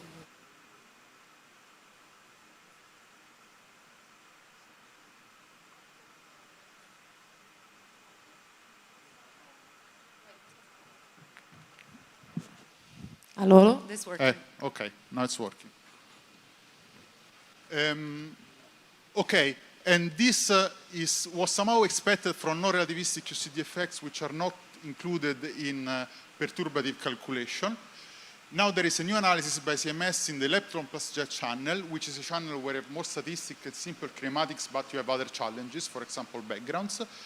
And there is a nice trick in this analysis. The observable that is used is the relative velocity of top and anti-top, together with angular variables. And this is important because this can naturally separate relativistic from non-relativistic part and also partially cancels out top mass uncertainties, which are relevant for this measurement. Also in this case, this resonant enhancement can be observed and can be interpreted also with different models. Atlas observed also this enhancement in the dilepton channel. Again, here, if you do a very careful angular analysis and you look at the invariant mass distribution on the two tops, you can see in some of these regions this enhancement and interpret this as an excess with different models. Models are tricky here. We will come later to that in a second. There is a new result from Atlas starting from the dilepton cross-section measurement that I mentioned before, the super precise one, which is comparing for different variables, different level of predictions at next to leading order, next to leading order with different modeling of the decay, for example, and including and excluding this resonance enhancement at threshold. And also in this case, even if these observables are not super optimized for this measurement, you can see this effect and extract a cross-section in these models. So what we learn from here? We learned that if we look carefully at the data, thanks to the statistics that we have, we can extract a lot of more information that we used in the past. And now there is this clear effect which has been quite well established. Several measurements, a bit of tension between them. One of the reasons is that the modeling of these effects is quite complicated, and one important piece of the work that is needed is to obtain a full combination of perturbative and non-relativistic contribution to QCD. There is, for example, one article, a very recent article that did some progress on this, among others. And so this is, I think, a very interesting topic in top physics. A quite related topic, because also here the threshold region is our main character, is quantum information. Quantum entanglement has been observed in the dilepton events. Now, after this, the quantum properties of TT bar pairs have been explored. This means that in some parts of the phase space, we cannot describe top as individual particles, but we have to describe them as a complete quantum state. There are two recent CMS results in the lepton plus jet channel this time. The last one is this one, which is doing an analysis in the helicity and beam basis, so with different approaches which can be useful for different interpretation. And what they are showing here is that in different parts of the the phase space, you have different contribution from the different quantum state of TT bar. And it's very interesting to check how well this is predicted by simulation here. You see, this is very well covered. And there are regions, for example, here where you have a high contribution for some of this quantum state. Let's switch a bit the topic with a measurement from LSCB, which is very interesting because in this case you can explore a complementary region with respect to what you can do usually with Atlas and CMS. This is particularly interesting for PDF measurement, for example.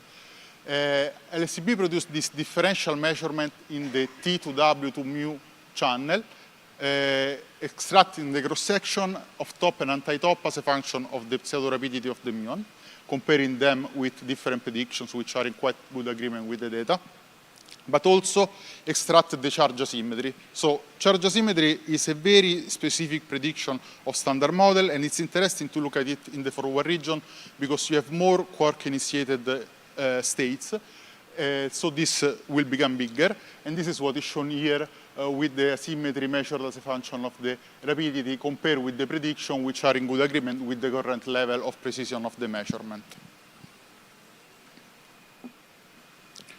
Mass.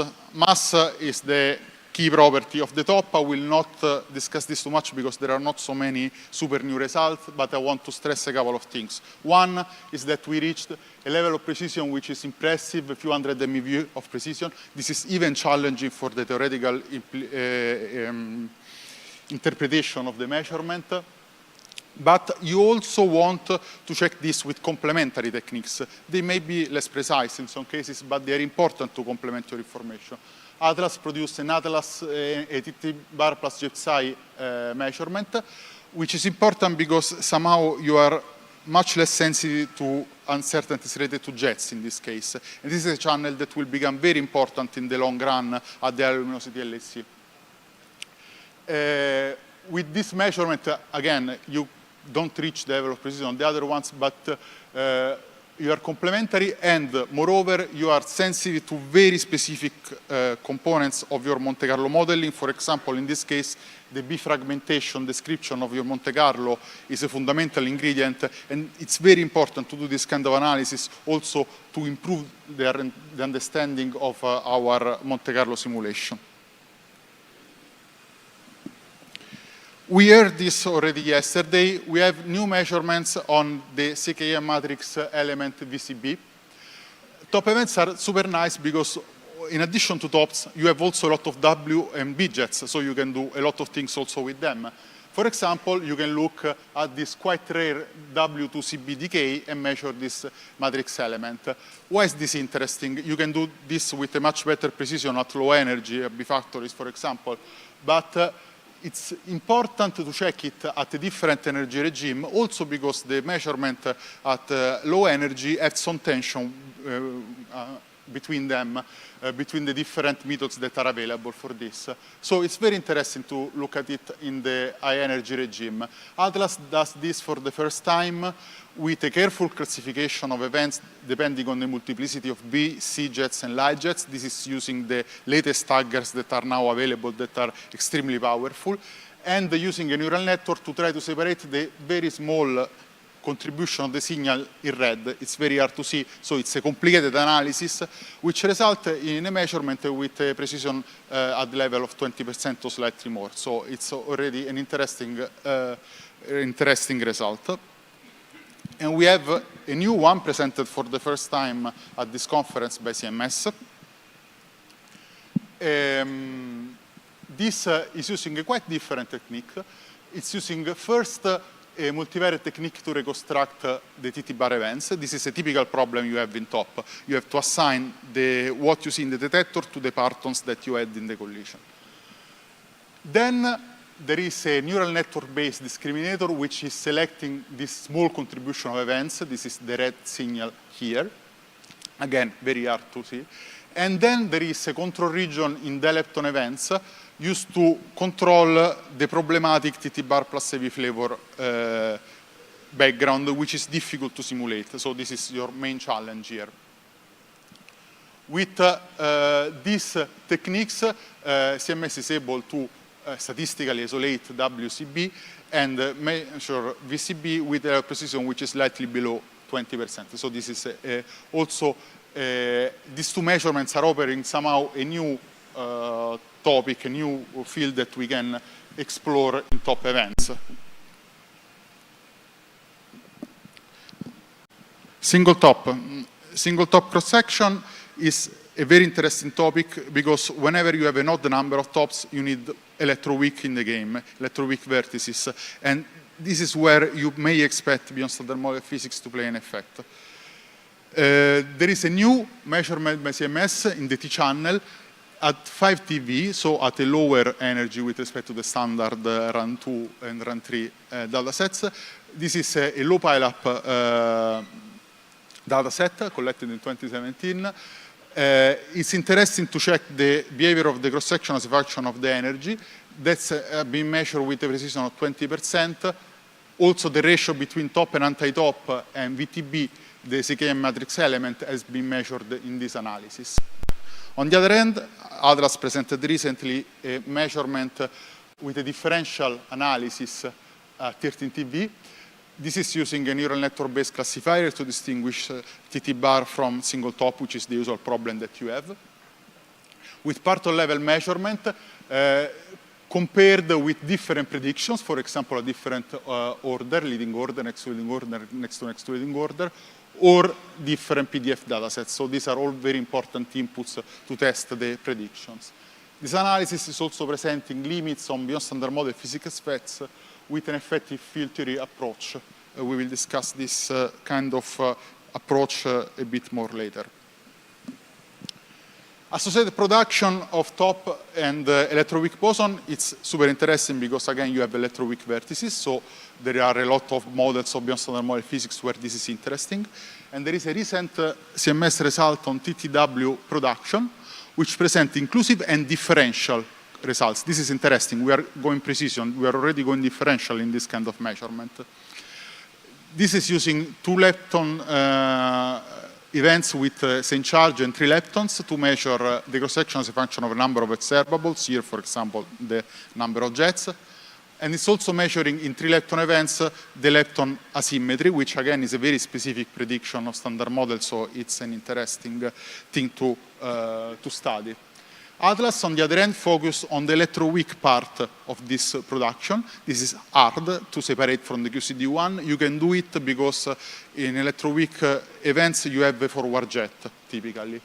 So you can try to use it to isolate the small component of electroweak part of the, or the pure electroweak part of the signal. It's a complicated analysis, but you can do it with a quite good precision. We are already with limits at 5 times the standard model cross-section, so we are already in an interesting region. Also, this analysis is presenting an effective field theory interpretation for possible new physics.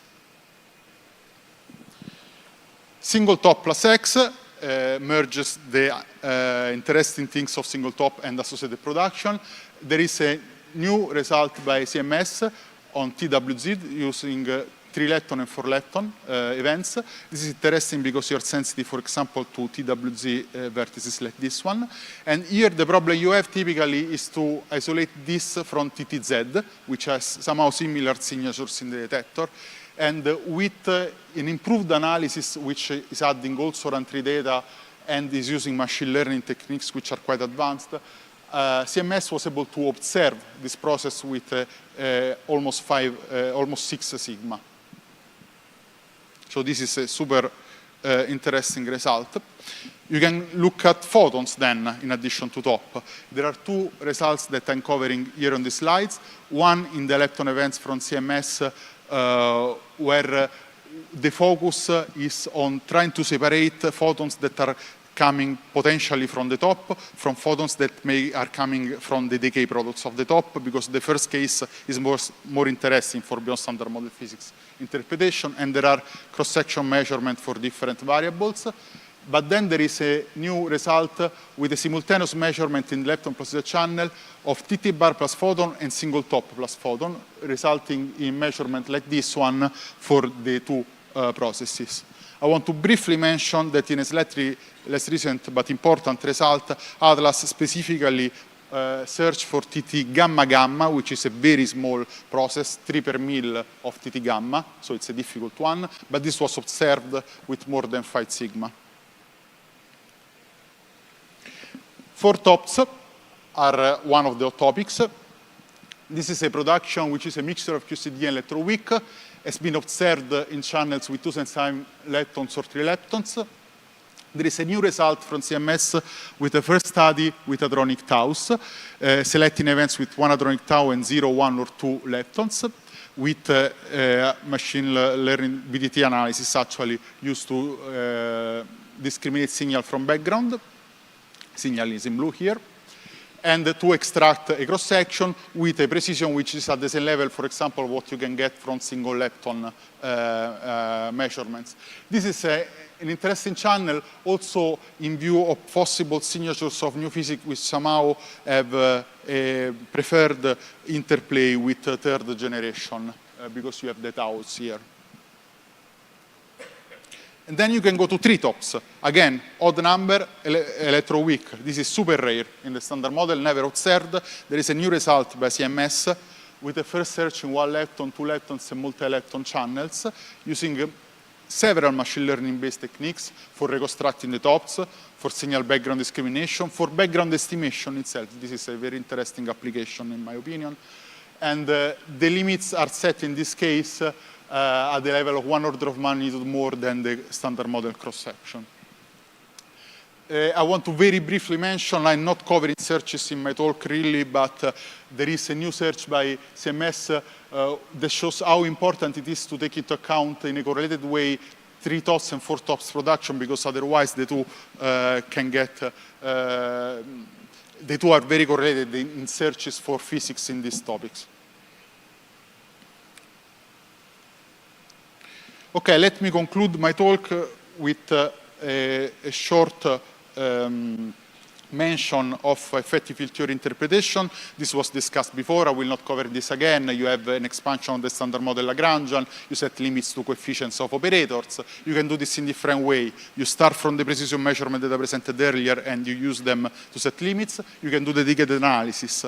Atlas did that in the T-channel, single top events, setting limits using the angular distribution here with a quite particular Fourier-based angular analysis, which is very interesting in my opinion, to set limits on the coefficients of these operators. And last slide, I want to mention that you can go more global with this measurement, with these searches. For example, CMS presented the first global search of flavor change in neutral current in the top sector, looking really at all possible effects of flavor change in neutral current operators on top physics. And Atlas presented recently, for the first time, adding top results to Higgs electroweak precision observable results for a really global search for effective field theory. These plots are clearly too complicated to explain right now, but this shows how comprehensive these kind of approaches are in testing the different operators you can check. So let me conclude.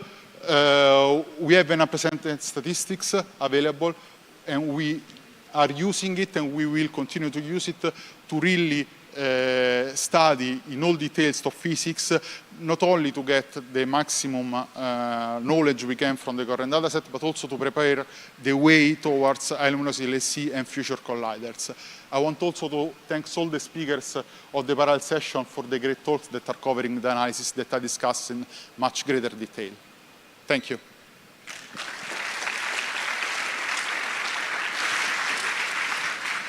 Thanks a lot, Marco. Very nice results. We have questions. I am interested in this eta T resonance. I'm here. Eta T resonance, and you are writing eta T. So does it mean that you know spin of this resonance, or this is only driven by theory calculation? It's so this is it is a simplified model. It's a pseudoscalar. It's the behavior of this effect is well compatible with being a pseudoscalar effect, which is what is predicted by non-relativistic QCD. I have to say again, but experimentally it was not proven that this is pseudoscalar. It's quite well compatible. If you look at the distribution of the angular distribution, is well compatible with being pseudoscalar and much less with being scalar, for example. Would you call this state meson? Sorry? Would you call this state meson? No, it's a quasi-bound state, but you cannot call it a meson, yeah. Okay, more questions? Comments? Yeah. Marco? Regarding the LHEV results with the forward top, so the asymmetry here that is measured is lower than what was reported by Atlas at some stage. I remember the Atlas result was 4-point-something sigma away from the standard model. Is there some way to combine these results to get something similar? I will guess so, but yeah, I don't know anything. Okay, yeah. fair. Thank you.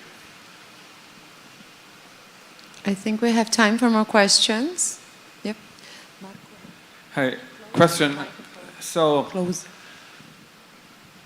So I believe these quantum information variables, I mean, obviously it's a bit of a circular conclusion that you have there because you assume the V minus A structure and quantum mechanics and then derive those variables. However, I would agree that these variables are very sensitive to deviations. Now, if I add a toponium to it, this is a singlet state just at the threshold. Would you not be able to perhaps probe if the toponium is real, like a new particle, or just a QCD effect, by looking at some of those quantum entangled variables? Sorry, can you repeat that? These quantum entangled variables are very sensitive to, for example, spin. Yeah. I mean, they're essentially, we used to call them spin correlation, correct? Yes. Yes. So, and now the toponium is a singlet state. Yeah. At threshold of the TT bar system. Would this not modify the spin system if real? Yes, but it has been tested also what is the impact with and without the toponium on quantum correlation, on quantum entanglement. It has been observed the quantum entanglement even with considering these effects. This is one, CMS in particular did a quite detailed analysis on this in the paper, I remember. So you're saying these quantum observables are not sensitive to toponium singlets? They are modified, but still you observe quantum entanglement, yes.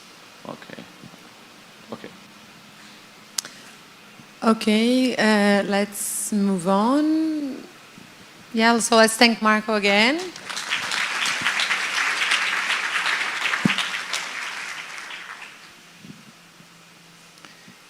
Okay. Next speaker will be Hugh Montgomery, and we will present some highlights of the European strategy for particle physics.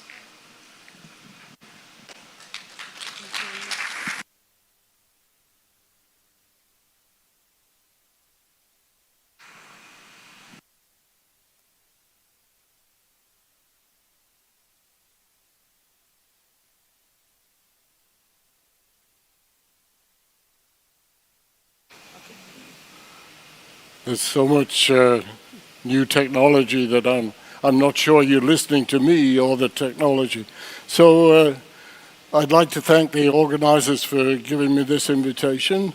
It turns out that the last time I gave a talk at a major conference was Lepton Photon 1981. So my subject is the European strategy for particle physics. I'm going to talk to you about the ESG recommendations, and in this talk I'm representing the European Strategy Group, which you might have thought was just 2 or 3 people. In fact, you see all the members here, CERN member state representatives, representatives of the European national laboratories, associate member states. Our chairman in particular is shown there. There were 2 DGs. But maybe most important, there was Carl Jacobs, who was the strategy secretary appointed by the CERN Council. And in fact, each one of these ESG members was assigned to at least one working group. One of the most important things, well, the path from the charge from council to the results was first put in motion early in 2025. By March, we requested written input. There were 266 submissions. You see lots of physics, but also importantly some project submissions, major project submissions, and the opinions of the national communities. This was taken up by the particle physics preparatory group, and they, in the midst of their work, organized an open symposium in Venice, and eventually wrote a physics briefing book, which is a not inconsiderable piece of work. Then, along with the results of the ESG working groups, we had a series of meetings and eventually took a retreat to a piece of Ticino, which is rather beautiful but rather isolated, and I'll say later we didn't see very much of it. The national inputs that we received were permitted to be updated before the symposium and also before the final retreat. The physics preparatory group was a major operation.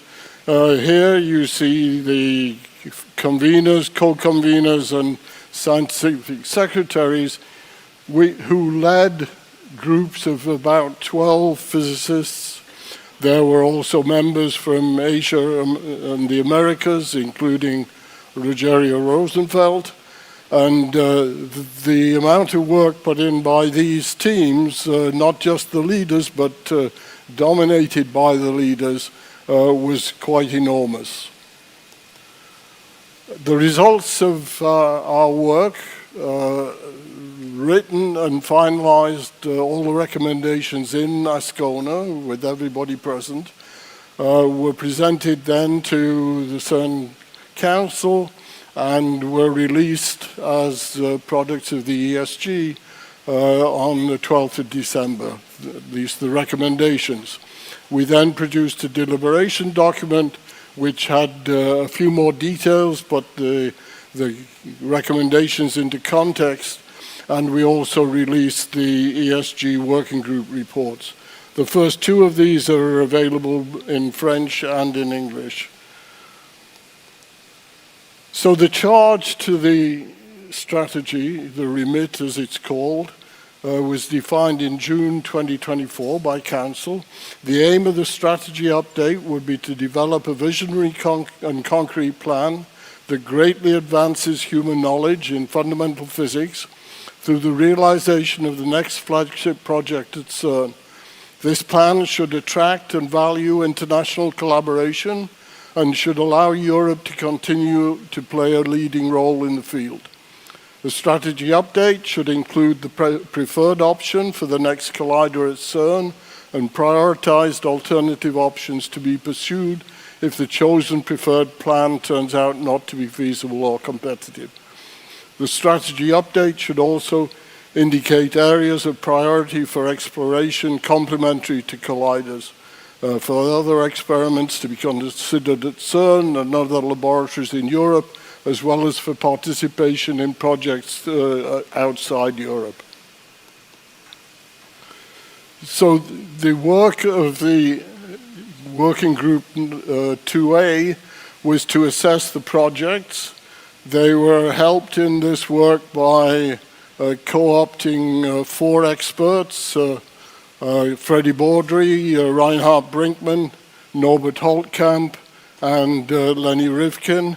And given the enormity of the material that they were provided, they decided to condense the results into what even a physicist can understand, the red light plots, where green is good and red is not so good, and yellow is in between. You see that they considered a number of different important properties of the projects, and you can see that the FCCEE is a straight green. The muon collider has some difficulties. So importantly also was the input from the national communities. Working Group 1 had the job of putting that together. For the preferred collider option, that was not particularly difficult.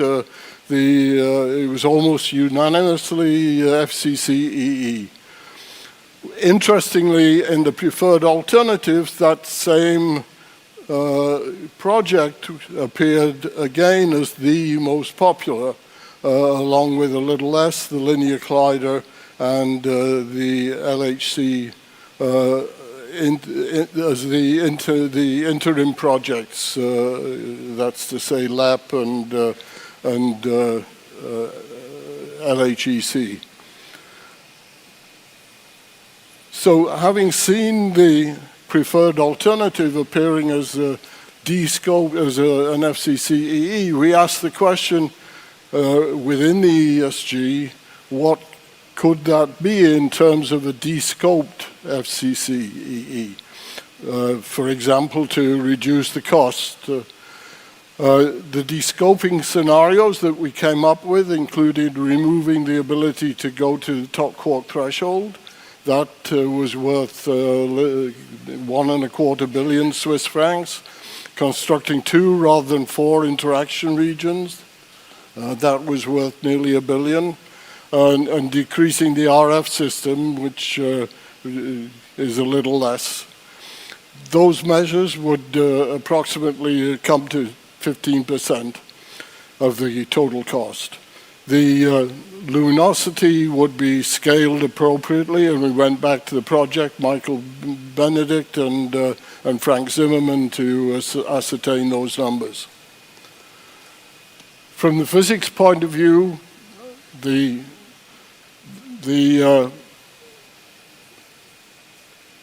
PPG had worked with the individual physics subjects, but the ESG Working Group 2B, which had the conveners of the various physics groups, put together a comparison of the different projects, and the results are shown here in 2 categories. On the one hand, precision physics.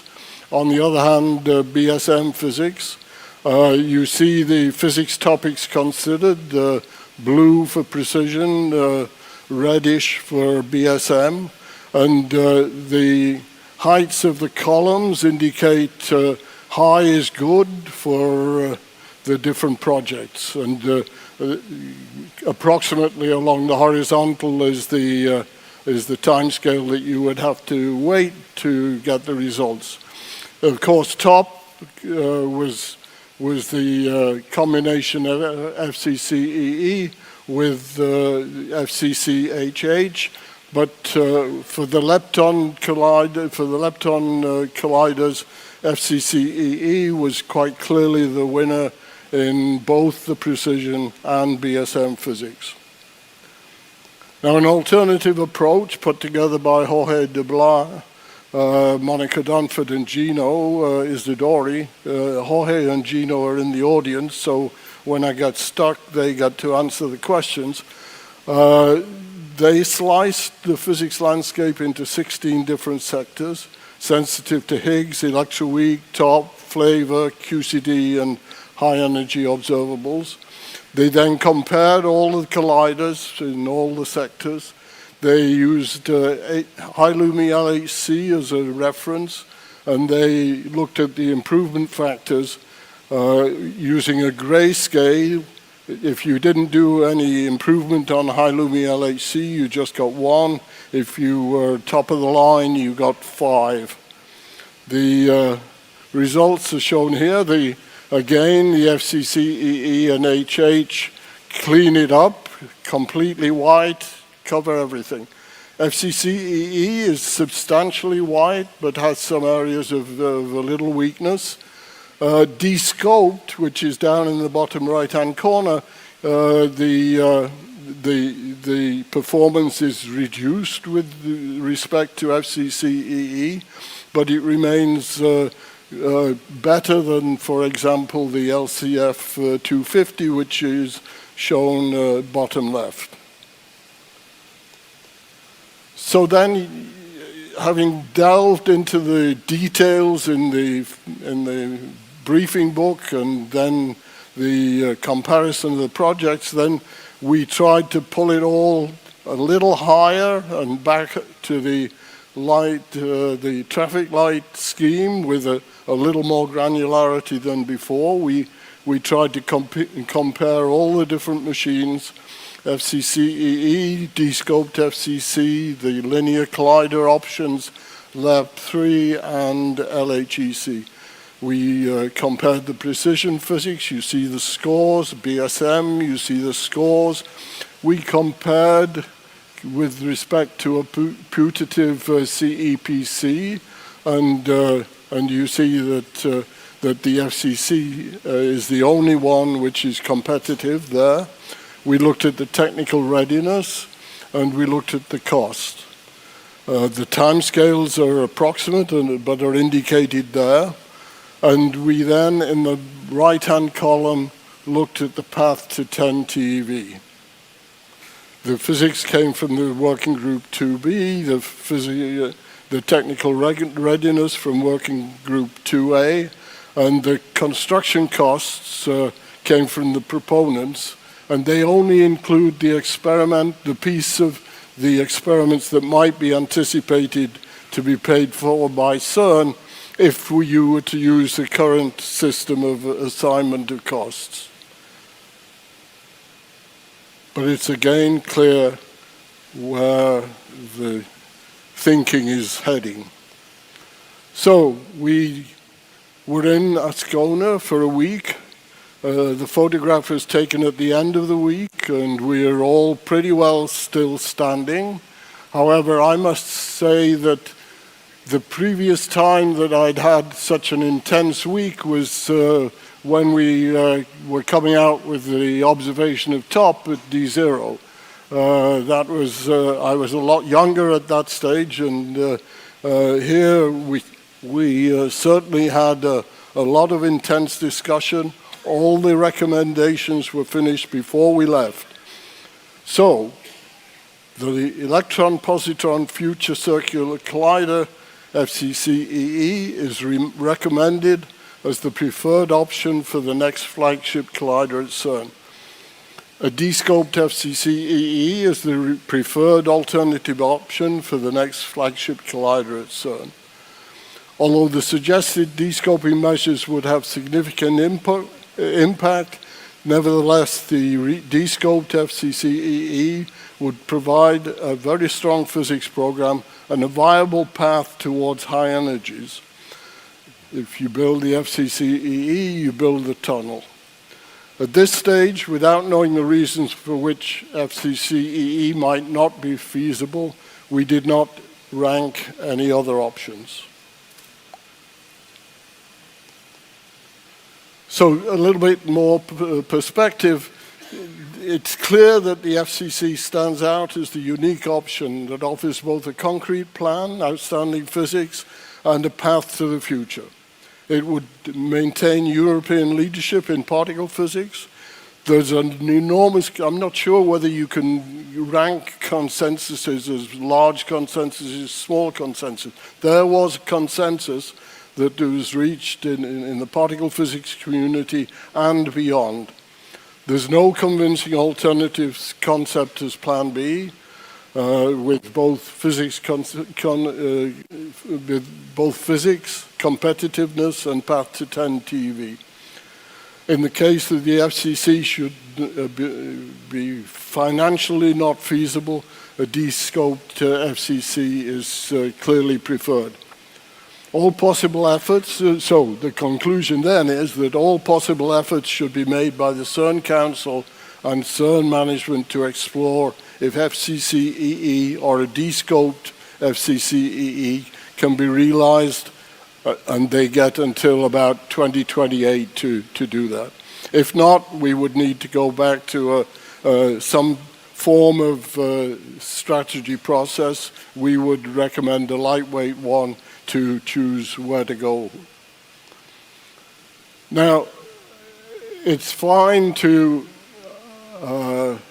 discuss what you're going to do 20 and 30 years from now, but there's a prerequisite, and that is that the full exploitation of the physics potential of the LHC and the high Lumi LHC and the completion of the high Lumi upgrade remain the highest priorities. If you don't complete that, then you don't have a basis for an FCC-EE.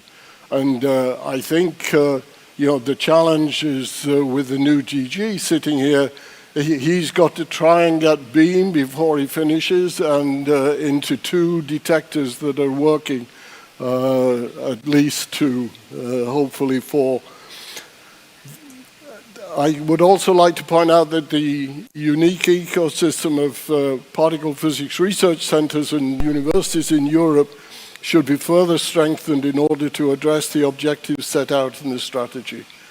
The implementation of the strategy should be pursued in strong collaboration with global partners. And also, maybe a newbie, the relationship between the particle physics community and the European Commission should be further strengthened. They have shown a significant interest in the new projects at CERN. In order to do any of this, you need to consider technologies. So we have a series of recommendations associated with accelerator science and technology. The main ones associated with what's needed to make sure we could build the FCC-EE and look to the FCC-HH. The detector R&D was discussed in the previous strategy, and the DRD collaborations are now in place. What is needed is the appropriate funding, and there is also a commentary which criticizes ourselves a little bit for being too creative with the multiple ASICs that we demand, and we would benefit in schedules by being a little more conservative. In computing, it's clear here that the situation is going to explode with AI, but it's important, this is a lesson from the last few years, I think, that the HEP community should be participating in the evolution of the European high-performance computing in such a way that they're part of the decision and part of the path forward. And in knowledge and technology transfer, two-way exchange is the name of the game. Beyond colliders, there is physics beyond colliders. European contributions to both accelerator-based and non-accelerator neutrino and dark matter experiments are essential and should be supported. CERN, in particular, should continue to provide support for the global long baseline neutrino program using the CERN neutrino platform. The ecosystem of European particle physics labs should continue to support a broad, diverse spectrum of key precision experiments in particle physics in a broader range. And in a separate section, there's a discussion as to whether the lab directors group should look to the physics program. Theory should maintain a strong and diverse particle theory landscape from formal to phenomenological aspects, while further strengthening and leveraging connections to neighboring fields. Now, some of the ambitions of the FCCEE depend on work from theorists to improve the systematic understanding of some of the measurements that will be made. And so there is a recommendation addressing this. If I were to continue jousting with theorists as I have done for most of my career, I would point out that this says that even the theorists who do something that's useful should be supported.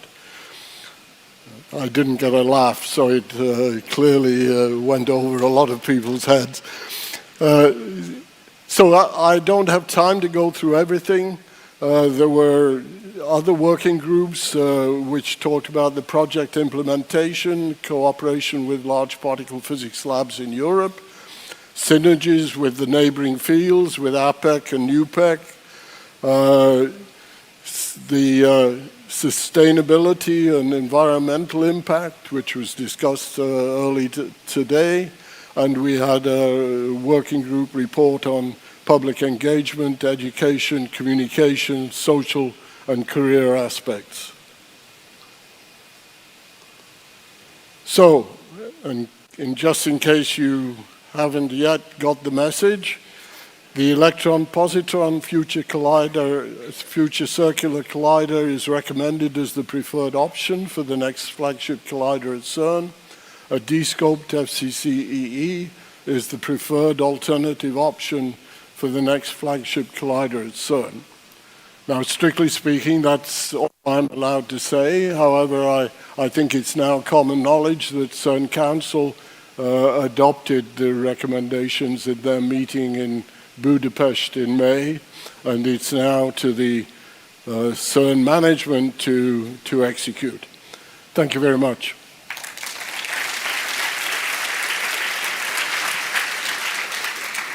Thank you, Monty. Okay, you have time for a couple of questions. There, at the end there. Could you please stand up and shout, because I'm deaf as well as any. Thank you for your talk. I was wondering, which is the time scale for the next step, so the energy frontier, the 10 regime? Sorry, what is the time scale for? Yeah, for example, for FCCHH, if that's the case. So the issue for the FCCHH is the high field magnets. There are two paths to a high field magnet. One of them is the relatively conventional niobium-310. The second is the high temperature superconducting magnets. And the time scale is at least 20 years. I think maybe I have in the slides here for the FCCHH, the further R&D and industrialization of the high field magnets, the niobium-310, is quoted at 15 to 20 years. The costs of the high field magnet and further developments of HTS magnets would drive the costs.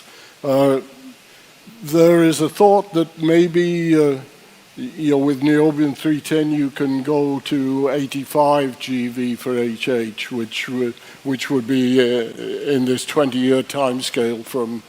So it's 20 years on from the 40 odd, which is FCCEE. So right at the back, I can't see can the person stand up? It's easier for me if I can see them. Me? Yes, I see you. Okay, thank you. Just a question on slide 12, on the column on timescales.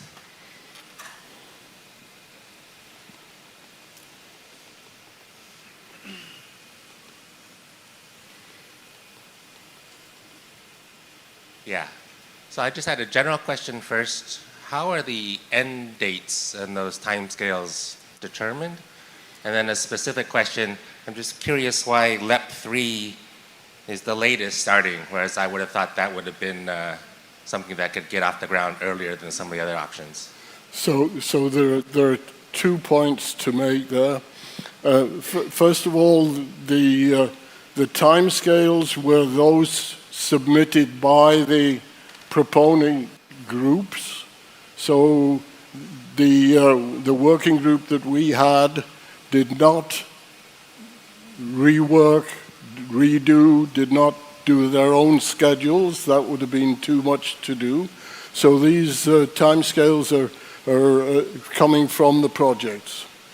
And then the question with respect to LEP3 is that that will be built, would be built in the LEP tunnel, the LHC tunnel as it is. That would imply a considerable amount of removal of the whole of the LHC and finding a place to put it with the various ranges of radiation contamination associated with it. And so it's not possible to do it, as you might imagine, immediately. Yeah. Yes, sir. Hi. Yeah, thanks for the nice overview on our future. I had a question about the descoped FCCEE. You wrote on your slides, should additional resources become available, these descoping scenarios would be reversible. And I was just wondering, because constructing 2 rather than 4 interaction regions in experiments sounds quite irreversible to me. So how would that work? Yeah, so these, what is meant by the statement is that in principle, if money would suddenly become available, then you can change the decision. However, you're absolutely right.